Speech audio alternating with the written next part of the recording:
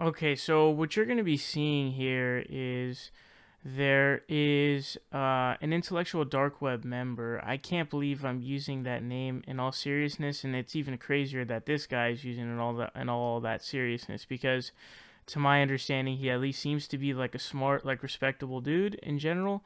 And so it's childish to really be using that term like seriously, unironically. But anyways, so we've spoken about Ben Shapiro's tweet saying that Arabs like a bomb, Israelis like to build, Arabs like to bomb crap. Hashtag settlements rock. So there's this interview that Brett Weinstein did. He is the member of the intellectual dark web that's in question today. Now he did an interview with this guy named Robert Wright. Now he asked him this question as to whether or not he's okay with that and sort of what his response was to said statement. And so I want you guys to check this out. Let's see what Brett Weinstein says. And so they became kind of your allies. And but some of them are quite to the right of you. And in fact, there was a letter. Did you see the one letter to the editor that was published? I think after to the New York Times after this Bari Weiss piece. It's the one I saw from someone named Susan Fowler in Berkeley. It says, the dangerous ideas put forth by people, the quote dangerous ideas. Bari Weiss is mocking dangerous, but this woman says they are no longer discussed because we have collectively agreed that they are wrong. She mentions Sam Harris's seeming embrace of ethnic profiling for Muslims or something like it, and then she has this quote from Ben Shapiro, who is in the intellectual dark web. I noticed that you liked one of his tweets recently, not related to what I'm about to read, but he said this, apparently, and I guess it's true if the New York Times published this letter. Quote, Arabs like to bomb crap and live in open sewage. Now, I assume you would condemn that as a statement about any ethnic group? I mean... Well, I think it's a pretty good test of what's going on, actually, because when I saw that tweet, I thought, well, that's pretty horrifying. Now, Ben's pretty young, and effectively a tweet from many years ago is circulating. But then I saw Ben's defense of that tweet, which is far more compelling than you would imagine it could be in light of what that tweet sounds like in isolation. And his point, if I understand it, is that he was not talking about individuals. He was talking about leadership, which has sabotaged opportunities for peace, preferring alternatives.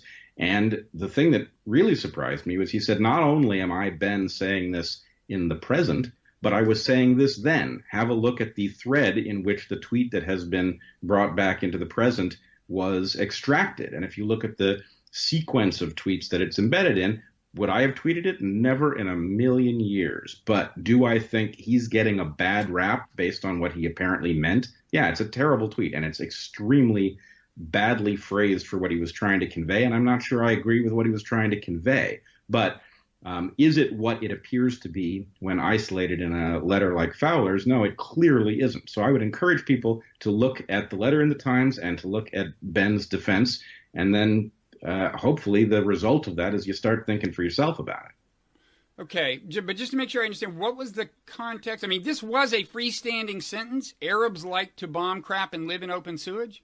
Well, again, I never in a million years would have tweeted that. I would not have liked a tweet. I would have shaken my head at such a tweet. However, what he was talking about was a collective decision. In other words, governance that results in this as a consequence. So, again, I'm not defending the tweet, but I do think to the extent that that tweet is clearly taken out of a context that makes it a question of governance rather than individual preference, it's unfair to Shapiro. I guess I'm not understanding how that context in any sense exonerates him, but I'll have to go back and look at it. Take a look at his defense. Okay, so I guess at the very least, he was down to say that he would never tweet something like that, or he would never like a tweet like that, and essentially saying that he, to a certain extent, did not like the tweet a lot, to where he would never tweet that out himself. I guess at least he said that. I mean, I guess that's really all we have as a benefit, as a positive here. But Brett Weinstein's actually what he considers himself left wing, and I think he is. I'm not 100% sure, although I do think that he is. But I want to say that I think he fell for Ben Shapiro's defense, which is his defense was complete bogus. There's no excuse for writing a tweet like that and saying that, Israelis like to build, Arabs like to bomb crap, hashtag settlements rock. That's a multi-frontal, thing that is shit. Like, that's complete shit, because on the one hand, you're essentially offering a statement of, saying that Israel, the people of Israel are, better than Arab people. And here's the main problem, okay? When you say Arabs, the thing is, the term Arab is a very big term. That's a very big term. So you're talking about Palestinians, that's a very small group of Arabs. That is not even close to the majority of Arabs. So it wouldn't make sense to use that term in the first place, because using the term Arabs is such a big group of people from different countries, so it doesn't make any sense to use that term in the first place. And basically what ended up happening was he sent out that tweet, and at the time he actually got backlash from it, because it's a unbelievably disgusting tweet, by the way, and I've gone over that before. But basically his clarification was so lame. It was, I didn't mean Arabs, I just meant pals and their allies, which means Palestinians and their allies. So essentially he now breaks it down to, oh, not all Arabs, just Palestinians and their allies, which is laughable, because it's like, dude, you're saying, so now your amazing clarification that finally brings out the true meaning of what you wanted to say is, I didn't mean all Arab people, I just meant all Palestinians. That's your amazing explanation. That's your amazing clarification, is that, oh, I didn't mean all Arabs, I just meant all Palestinians. And it wasn't a comment on governance. I don't understand where that came from at all. It didn't make any sense. But on top of all of that, he's literally advocating for the breaking of international law, because by international law, all of those settlement grounds are illegal, international law speaking. They're all illegally built. Repeat, illegally built. They are illegal as settlements. You cannot settle on occupied land. You can't just occupy land and say, you know what, we're just going to settle on this, build our own settlements. You cannot do that. That is breaking international law by all accounts. This is not something that's debatable. It's a fact. It's a known fact. And so, on top of the massive, racism and bigotry that is, shown by that tweet, he's also arguing for the breaking of international law, because he believes in this sort of what it seems like Israeli supremacy in the case. I don't see how else you could really see that, because he's essentially offering the case for there being Israeli supremacy, which is pure insanity, pure fucking insanity.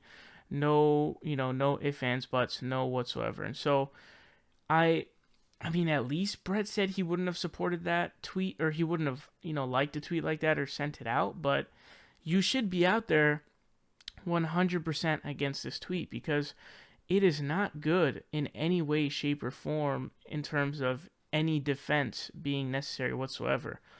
He never specified that it had anything to do with Arab people as a government. That didn't, and that's a funny idea too, because it's like, with those kinds of things, that's not really how it works in terms of the Israeli-Palestinian conflict. And on top of all of that stuff, he has a really horrendous track record about doing this kind of stuff. He literally wrote an article where he advocated for Churchill-style ethnic cleansing of Palestinians from Israel proper, which is insanity, because he said, it's not Hitler, it's Churchill, as if that somehow helps it, because Churchill was a complete dickhole, and if it wasn't for Hitler, we'd be looking a lot worse at him historically, and I look at it very poorly anyways, but by the history books and generally speaking, it would be far worse. But there were, I think it was like hundreds of thousands of people who were killed from the ethnic cleansing that happened in Germany.